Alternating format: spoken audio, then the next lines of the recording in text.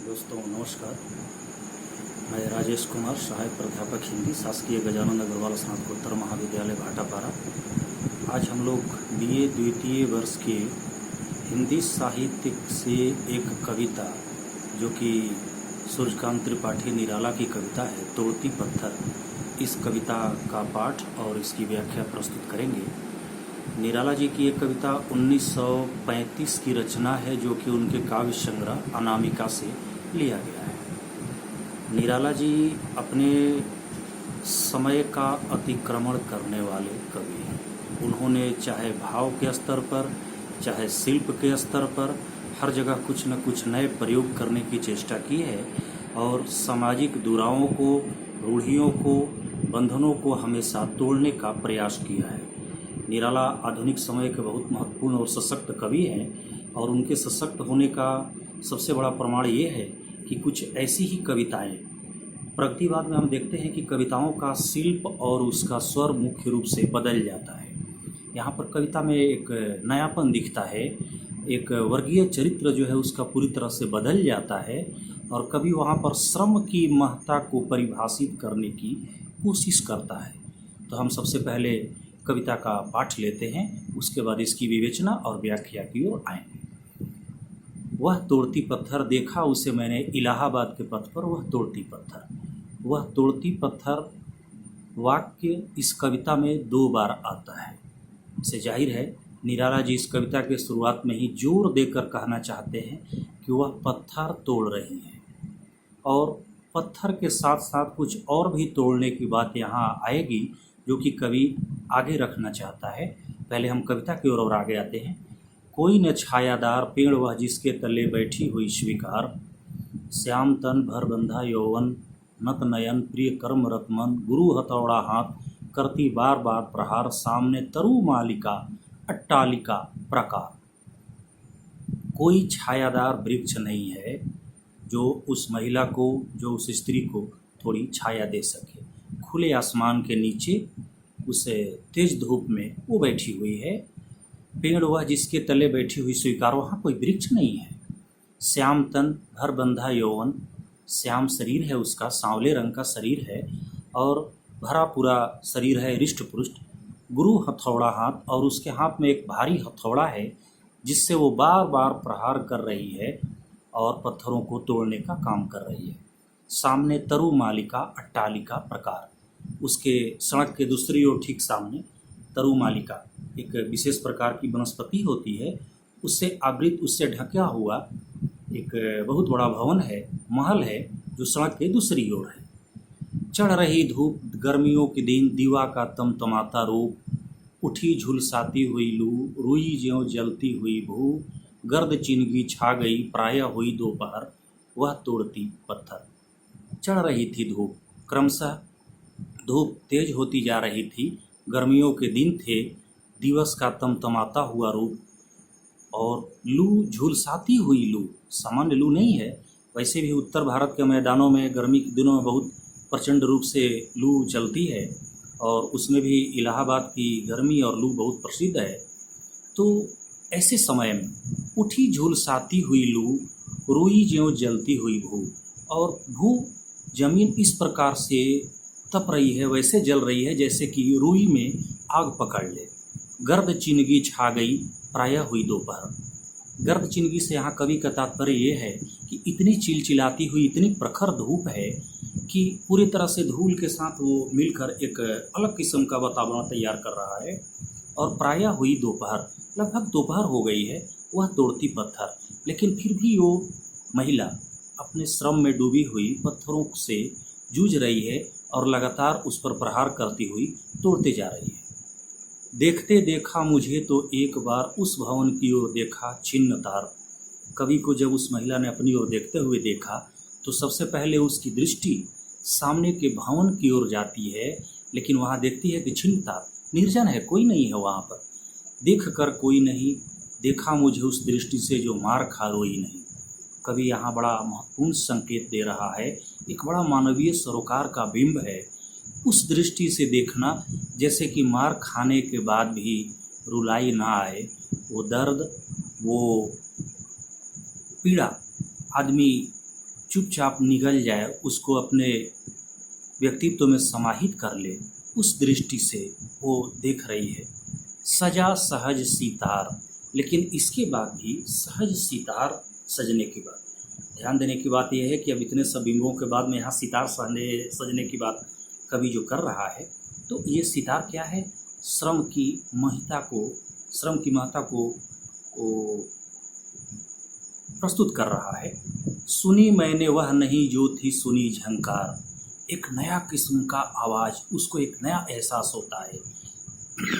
एक क्षण के बाद वह कांपी सुघर, ढुलक माथे से गिरे शिकर, लीन होते कर्म में फिर ज्यों कहा मैं तोड़ती पत्थर। एक क्षण के बाद वह कांपी सुघर, एक क्षण के बाद फिर वह सुघड़, श्रम से यहाँ पर कवि ने सुघड़ता का जो संकेत दिया है, कांप जाती है और एक सिहरन के बाद उसके माथे से पसीने की बूंदें टपक जाती हैं और लीन होते कर्म में फिर ज्यों कहा मैं तोड़ती पत्थर। फिर से अपने कर्म में वो रत हो जाती है, अपने काम में दक्षित होकर, जैसे वो कह रही है कि हाँ मैं पत्थर तोड़ती हूँ। कविता बहुत महत्वपूर्ण है और ये निराला जी के शिल्प की विशेषता है कि वो सामान्य को भी असामान्य तरीके से प्रस्तुत करने की क्षमता रखते हैं। निराला बहुत बड़े मानवीय सरोकार के कवि हैं और उनका विजन भी उतना ही बड़ा और व्यापक होता है। इस कविता में भी जैसा कि स्पष्ट रूप से आप देख रहे हैं, एक बहुत सहज सा घटनाक्रम है जिसको कवि ने अपने मानवीय दृष्टिकोण से एक विराट रूप देने की कोशिश की है। तो सबसे पहले हम इस कविता के कुछ और विशेषताओं की ओर आपका ध्यान आकृष्ट करना चाहेंगे कि ये गुरु हथौड़ा हाथ करती बार बार प्रहार, उसके हाथ में जो भारी हथौड़ा है पत्थर तोड़ने का, वो बार बार प्रहार करती है। ये प्रहार केवल पत्थर तोड़ने की नहीं, ये सामाजिक वर्जनाओं को भी तोड़ने का काम करता हुआ हाथ है। सामने तरु मालिका अटालिका प्रकार, सड़क के दूसरी ओर, यहाँ कवि एक संकेत देना चाहता है कि सामान्य मेहनतकश लोगों के बीच और अमीर वर्ग के बीच जो एक स्पष्ट खाई खुदी है, इसके बीच का जो सड़क है, उधर जो दृष्टि जा रही है, वहाँ पर कवि इसके माध्यम से दिखाना और संकेत करना चाहता है कि ऐसे माहौल में, ऐसे समय के साथ, जब धूप बहुत तेज हो, सड़क पर कोई निकलता नहीं हो और लू प्रचंड रूप से चल रही हो, उसमें भी वो श्रमिक महिला सड़क के किनारे, जहाँ कोई छायादार वृक्ष भी नहीं है, उसके नीचे बैठी हुई बार बार अपने गुरु भारी हथौड़े से पत्थर तोड़ने का काम कर रही है। प्रगतिवादी काव्य की ये विशेषता है कि यहाँ श्रम और श्रमिक की महत्ता पर बहुत ध्यान दिया जाता है। ध्यान देने की बात है कि इस काव्य की नायिका एक सामान्य मजदूर महिला है, वो किसी बड़े घराने और बड़े परिवार की कोई महिला नहीं है। निराला ने इस कविता के माध्यम से सामाजिक विषमताओं और विसंगतियों की ओर ध्यान आकृष्ट करने का प्रयास किया है और इसमें कुछ पदबंध आते हैं, जैसे कि आप इसमें देखेंगे कि दीवा का तमतमाता रूप, उठी झुलसाती हुई लू, रुई ज्यों जलती हुई भू। अलंकारों का कितना सुंदर प्रयोग है। यहाँ आप देख सकते हैं कि रुई किस प्रकार से आग पकड़ती है। कवि गर्मी के दिन और लू की प्रचंडता का बोध उसके माध्यम से करना चाहता है। गर्द चिनगी छा गई, चिनगी का अर्थ ये है चिलचिलाती हुई धूप, बहुत तेज धूप जिसमें लगता है कि त्वचा जल जाएगी और उसके साथ गर्द गुबार भी होते हैं और उस दोपहर के समय में भी वो महिला पूरी तरह से अपने काम में जुटी हुई है। और दूसरी बात यह है कि देखा मुझे उस दृष्टि से जो मार खा रोई नहीं। ये दृष्टि बड़ा मार्मिक है। इस दृष्टि में कवि ये दिखाना चाहता है, एक संकेत करना चाहता है, परिकल्पना है। ऐसी दृष्टि जैसे कोई मार खाने के बाद भी उसके दर्द को चुपचाप निगल जाता है, उसको प्रकट नहीं करना चाहता, लेकिन वो जिस तरीके से उसके व्यक्तित्व में, उसके हृदय में समाहित हो जाता है, कवि उसकी ओर संकेत करता है। यहाँ महिला का अंतस, उसकी परिस्थिति, उसका परिवेश जैसे पूरी तरह से उभर कर सामने आ गया है। और सुनी मैंने, इसके बावजूद भी कवि एक अघोषित रूप से स्वर सुनता है जो कि उसे सितार की गूंज की तरह महसूस होती है। सुनी मैंने वह नहीं जो थी सुनी कभी झंकार।